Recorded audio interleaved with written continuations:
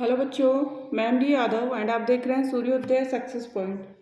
आज के इस वीडियो में हम सॉल्व करेंगे कक्षा 5 का गणित का मॉडल पेपर, क्लास 5 का मैथ का मॉडल पेपर। तो चलिए स्टार्ट करते हैं। फर्स्ट क्वेश्चन से हम इसको सॉल्व करना स्टार्ट करेंगे एंड पूरा सॉल्व करेंगे और इसी पेपर पैटर्न पर आधारित आपका क्या आएगा, बोर्ड का पेपर भी आने वाला है। तो चलिए स्टार्ट करेंगे फर्स्ट प्रश्न। और फर्स्ट प्रश्न जो इसका है वह अधिक कोण कहा जाता है। अब अधिक कोण क्या कौन सा होता है?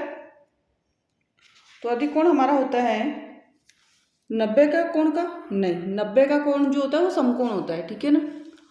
एंड दूसरा जो प्रश्न है इसका, दूसरा जो ऑप्शन है 180 के कोण वो सरल कोण होता है, 60 का कोण वो न्यून कोण होता है। तो 135 का जो कोण होता है वो क्या होता है, न्यून कोण।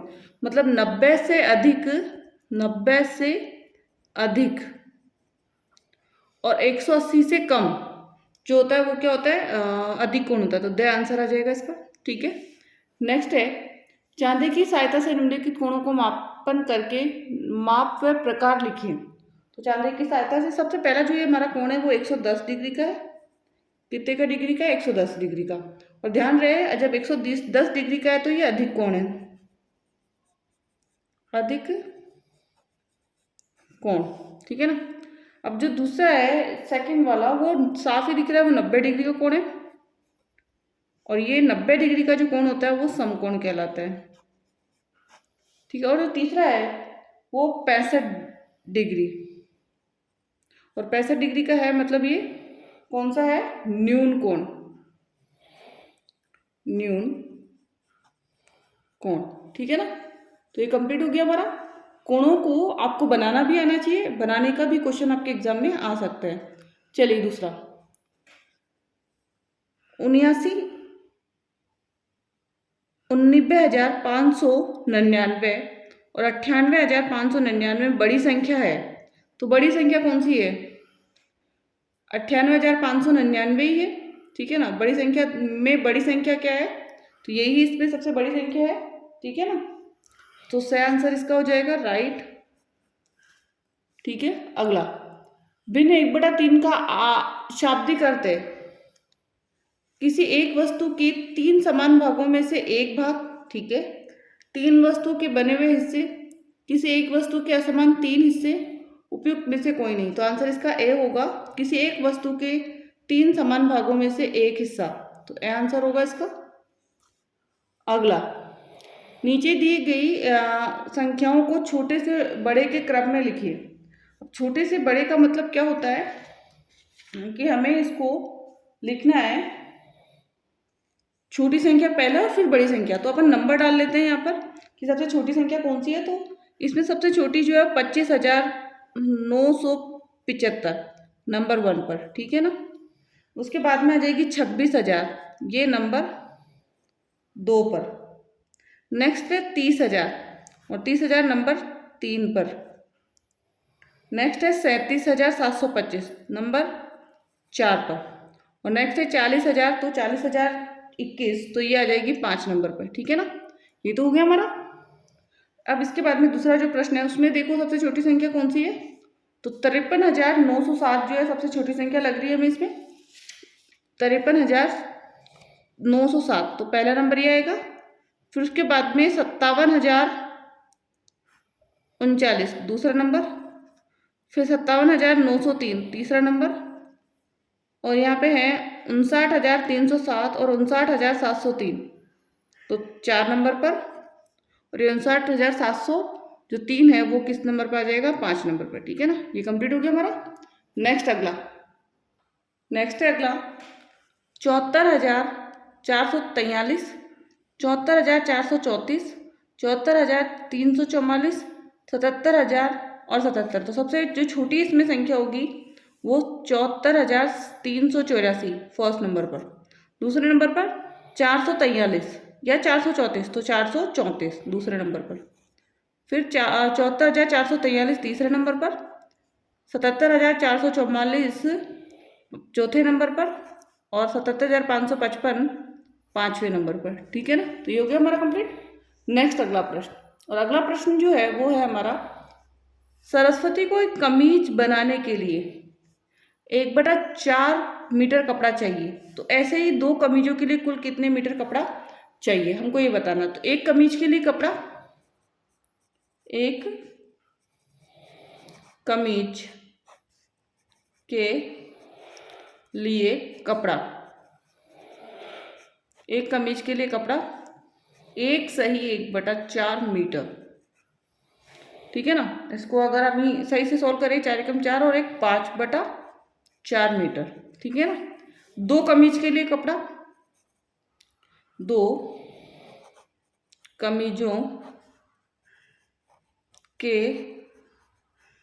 लिए कपड़ा, तो 2 × 5/4, 2 × 5/4 सॉल्व करेंगे। 2 एकम 2, 2 दूनी 4, तो 5/2 आ जाएगा आंसर। इसको भी सॉल्व करेंगे तो 2 दूनी 4, तो मतलब 2 सही 1/2 आ जाएगा। 2.5 मीटर कपड़ा चाहिए। क्या चाहिए? 2.5 मीटर कपड़ा हमको चाहिए होगा 2 कमीजें बनाने के लिए। ठीक है ना। अगला प्रश्न, अगला है इसी का दूसरा है, छठे का दूसरा। 17 किलोग्राम गेहूं को 4 परिवारों में बराबर बांटा गया। बताओ प्रत्येक परिवार को कितना गेहूं मिला। पहले तो 17 किलोग्राम गेहूं, गेहूं कितना है हमारे पास? 17 किलोग्राम। परिवार कितने हैं? 4। तो प्रत्येक परिवार का हिस्सा, प्रत्येक परिवार का हिस्सा 17/4, और इसको भाग देंगे हम तो हमारे पास क्या आ जाएगा आंसर इसका? 4 चौके 16 का 4 हासिल, बचेगा 1, तो 1/4। 4 सही 1/4 किलोग्राम या 4.25 किलो जो है गेहूं उसका आएगा। नेक्स्ट प्रश्न, 10 के आधार पर विचलन लिखिए। 10 के आधार पर हमें क्या लिखना है? विचलन लिखना है। तो यहाँ है 9 का विचलन, आधार हमारे पास 10 है, तो 9 का विचलन होगा -1। 13 का विचलन, क्योंकि 10 से अधिक है तो +3, और 19 का विचलन +9। ठीक है ना। अगला प्रश्न, मोहन के पास 10,000 रुपये हैं। उसने 4,500 रुपये के गेहूं खरीदे तथा 1,600 रुपये के चावल खरीदे। बताओ उसके पास कितने रुपए शेष है। सबसे पहले तो गेहूं खरीदे उसने, गेहूं कितने हैं? 4,500 रुपये के। चावल 1,600 रुपये के। प्लस कीजिए दोनों को, 0 का 0, 0 का 0, 5 और 6 11 का 1 हासिल 1, 4 और 1 5 और 1 6, 6,100 रुपये। अब कुल राशि 10,000 थी, शेष खर्च हुआ कितना? 6,100 रुपये।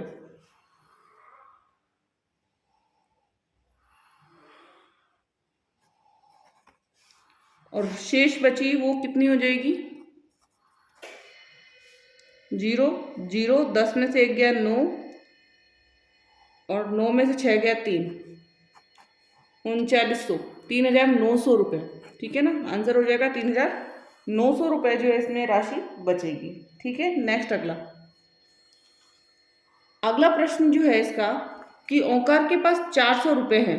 यदि 1 मीटर कपड़े का मूल्य 30 रुपये है तो बताइए वह कितने मीटर कपड़ा खरीद सकता है। ठीक है ना।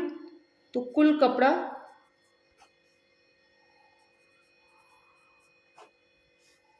400 में भाग देना होगा हमें 30 का, तो भाग दे लीजिए। 400 में 30 का भाग देंगे तो 30 एकम 30, 0 1 बचा और आगे से 0 एक बार आया, 90 आ जाएगा, और माइनस करेंगे तो कितना आ जाएगा 10, और फिर हमारे पास कितना आ जाएगा यहाँ पे 3, तो 13 आंसर आ जाएगा। 13 मीटर कपड़ा कितना होगा? 13 मीटर। ठीक है ना। अगला प्रश्न, 3 बर्तनों में क्रमशः 20 लीटर, 40 लीटर एवं 60 लीटर दूध भरा हुआ है। बड़े से बड़ा माप का ज्ञात कीजिए जो तीनों बर्तनों के दूध को पूरा पूरा नाप सके। सबसे पहला 20 लीटर के 20 के गुणनखंड, 20 लीटर लेंगे, 20 के गुणनखंड ले लेंगे डायरेक्ट। जब भी ऐसा प्रश्न आए तो आपको गुणनखंड निकालने हैं उनके। 20 के गुणनखंड, 40 के गुणनखंड और 60 के गुणनखंड, ठीक है ना। 20 के गुणनखंड क्या है हमारे पास? 1, 2, 4, 5, 10 और 20। 40 के 1, 2, 4, 5, 8, 10, 20 और 40। फिर 60 के 1, 2, 3, 4, 5, 6, 10, 12, 15, 20, 30 और 60, ठीक है ना। ये हो गए इनके गुणनखंड। अब हमें क्या करना है? सबसे बड़ा गुणनखंड निकालना है इसमें से। सबसे बड़ा गुणनखंड या समान गुणनखंड निकाल लीजिए पहले तो। समान गुणनखंड, और समान गुणनखंड क्या है? 1 है, 2 है, 1, 2 तो तीनों में ही है, फिर 5 है, फिर 10 है और फिर 20 है। यही है सब में समान गुणनखंड, ठीक है ना। और सबसे बड़ा क्या हो जाएगा? सबसे बड़ा आंसर आ जाएगा 20। क्या आंसर आएगा? 20, ठीक है ना। तो ये कंप्लीट हो गया हमारा। नेक्स्ट है निम्नलिखित प्रश्नों को हल कीजिए। छूटे हुए अंक लिखने हैं हमको।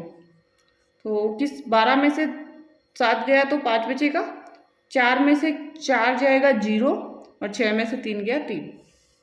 नेक्स्ट, ऐसे कुल कितने अंक हैं जिनका गुणा 5 से करने पर इकाई का अंक 5 प्राप्त होता है? ऐसे कुल कितने अंक हैं जिनका गुणा 5 से करने पर इकाई का अंक क्या आता है? 5 आता है। तो सबसे पहले हम देखते हैं कि 1 से गुणा करेंगे ना, ठीक है, तो भी आएगा, 3 से करेंगे तो भी आएगा, 5 से करेंगे तो भी आएगा, 7 से करेंगे तो भी आएगा और 9 से करेंगे तो भी आएगा, ठीक है ना। कितने अंक पूछे थे? तो कुल कितने हो गए? कुल अंक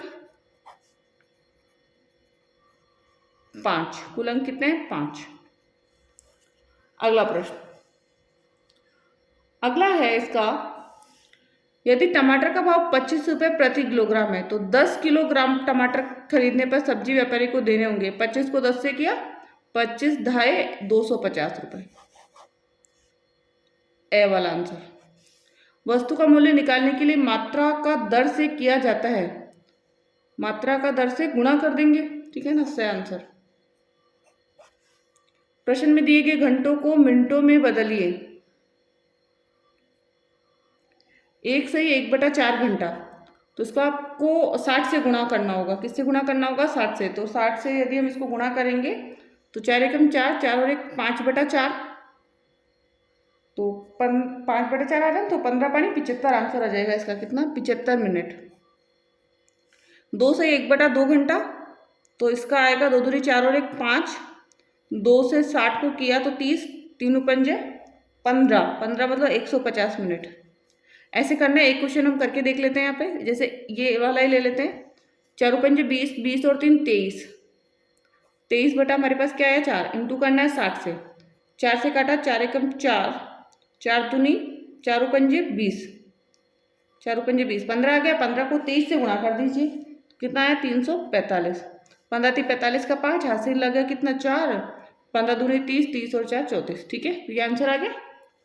ऐसे ही आपको सारे क्वेश्चन करने। अगला, शीला के पास 5 किलोग्राम 475 ग्राम भार का एक पैकेट तथा 3 किलोग्राम 690 ग्राम का भार का एक डिब्बा है। पैकेट का भार डिब्बे के भार से कितना अधिक है? पैकेट का भार डिब्बे के भार से कितना अधिक है? तो पैकेट का भार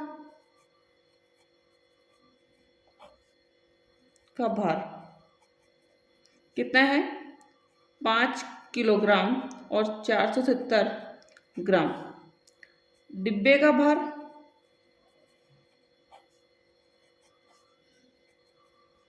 3 किलोग्राम और 690 ग्राम। माइनस कर लीजिए, 0 में से 0 गया 0, 17 में से 9 गया 8 और 3 में से 6 तो 13 में से 6 गया 7 और 4 में से 3 गया 1, तो 1 किलोग्राम और 780 ग्राम, 1 किलोग्राम और 780 ग्राम। ठीक है, ये कंप्लीट हो गया। नेक्स्ट क्वेश्चन नंबर 16, नीचे दिए गए मापों का परिवर्तन कीजिए। 120 सेंटीमीटर है तो मीटर में इसको क्या करना है, अपन को कन्वर्ट करना है। सेंटीमीटर को मीटर में बदलने के लिए 100 से हम भाग देते हैं, तो 100 का भाग दे दीजिए इसमें, तो 1.2 मीटर, 1.2 मीटर इसका क्या आ जाएगा, आंसर आ जाएगा। ठीक है ना। नेक्स्ट अगला, 2250 मीटर को किलोमीटर में बदलना है, 1000 से भाग देना है, तो इसका आ जाएगा 2.250 किलोमीटर। नेक्स्ट है 50 ml को सेंटीमीटर में चेंज करना है, तो 10 से भाग देते तो 5 सेंटीमीटर, कितना आ जाएगा, 5 सेंटीमीटर। ठीक है। अगला प्रश्न, और अगला प्रश्न होगा, निम्नलिखित प्रश्नों को हल कीजिए। एक कमरे के फर्श की लंबाई 8 मीटर तथा चौड़ाई 7 मीटर है। इस कमरे में ऐसी दरी बिछी है जो फर्श को पूरा पूरा ढक लेती है, तो दरी का क्षेत्रफल, तो इसमें लगेगा आयत का क्षेत्रफल, आयत का क्षेत्रफल लंबाई इंटू चौड़ाई। लंबाई कितनी थी 8, चौड़ाई कितनी थी 7, 8 7 56 मीटर, आंसर कितना आ जाएगा 56 मीटर। तो दरी का क्षेत्रफल कितना होगा 56 मीटर का। अगला, और अगला जो प्रश्न है, यदि एक आसन की लंबाई 30 सेंटीमीटर है तथा चौड़ाई 25 सेंटीमीटर, तो फर्श का कितना स्थान घेरेगा। तो फर्श का भी हमें क्या निकालना होगा, आयतन ही, वो क्षेत्रफल ही निकालना होगा। ठीक है ना। तो वही फर्श का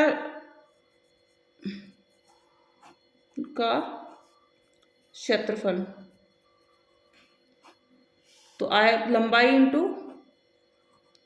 चौड़ाई, लंबाई कितनी है 30, चौड़ाई कितनी है 25, 25 थी 75, 750 और 0 लगा, 25 थी 75, 750, कितना आ गया 750। ठीक है ना, क्योंकि ये सेंटीमीटर में था तो ये आ जाएगा सेंटीमीटर स्क्वायर, और ऊपर वाले में मीटर स्क्वायर ही लगाना है आपको। क्यों, क्योंकि क्षेत्रफल जो है वो स्क्वायर में निकलता है। नेक्स्ट अगला प्रश्न, निम्नलिखित प्रश्नों को हल कीजिए। क्या तुम बता सकते हो नीचे बने मापों में से कितने लीटर तेल मिलेगा। तो 500 और 600, तो 600 ml, 1 लीटर और 600 ml, 1 लीटर और 600 ml। ठीक है ना। नेक्स्ट, केरोसिन की एक छोटी केन में 3 लीटर केरोसिन आता है। ऐसे 8 केनों में केरोसिन की कुल मात्रा ज्ञात कीजिए। तो 8 इंटू 3, 8 दिया 24 लीटर, 8 दिया 24 लीटर जो है केरोसिन आएगा। नेक्स्ट प्रश्न, एंड नेक्स्ट है 3, 8, 13 और 17, 23 में गलत पद है। 17 इसमें गलत पद है क्योंकि यहाँ पे 18 होना चाहिए था, आंसर होगा 17। नीचे दिए गए पैटर्न को आगे बढ़ाइए। ठीक है, तो इसका पैटर्न होगा ऊपर अप की साइड, तो ए आंसर होगा, क्योंकि ये इधर है, ये नीचे है और ये इधर है, तो ऊपर की साइड ही होगा।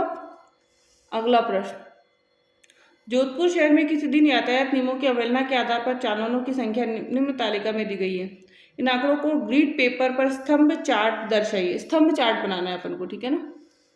सबसे पहले तो स्केल लीजिए और स्केल से एक लाइन ड्रॉ करना है आपको सीधा सीधा। ठीक है ना। और लाइन ड्रॉ करने के बाद नीचे भी आपको सेम लाइन ड्रॉ करनी है। इधर ये x नाम देना है, इसको y नाम देना है।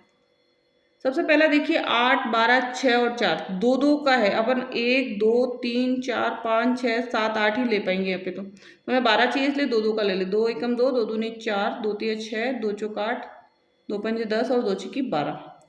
सबसे लाल बत्ती पर न रुकना सबसे पहला है और 8 है उस पर, तो 8 तक जाएंगे अपन, 8 तक।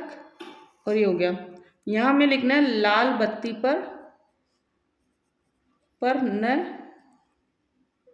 लाल बत्ती पर न रुकना। नेक्स्ट है 12, हेलमेट 12 का,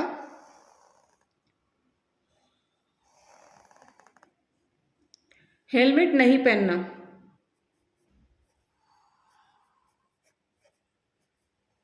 हेलमेट नहीं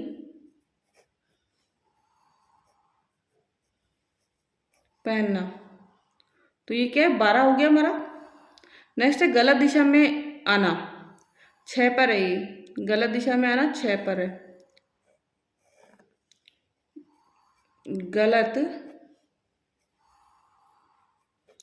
दिशा में आना। नेक्स्ट सीट बेल्ट नहीं पहनना, और सीट बेल्ट नहीं पहनने का जो होगा वो 4 है, तो सीट बेल्ट नहीं पहनना। ठीक है ना, तो ये लास्ट हो गया कंप्लीट, सीट बेल्ट नहीं पहनना।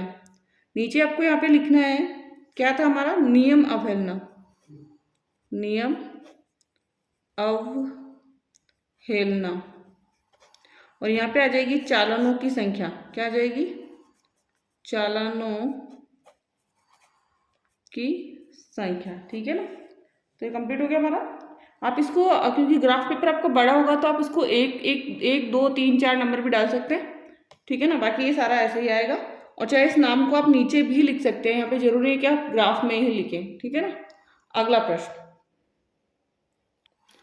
एंड अगला प्रश्न है हमारा, शहर में वाहनों की संख्या तीव्र गति से वृद्धि हो रही है। जयपुर शहर में एक दिन में पंजीकृत वाहनों की संख्या को निम्न सारणी में दर्शाया गया है। तालिका देकर वाहनों की संख्या को भरिए। बस कितनी है, 3। कार कितना है, 5, 5, 10, 10 और 2, 12। और ऑटो रिक्शा कितना है, 5 और 3, 8।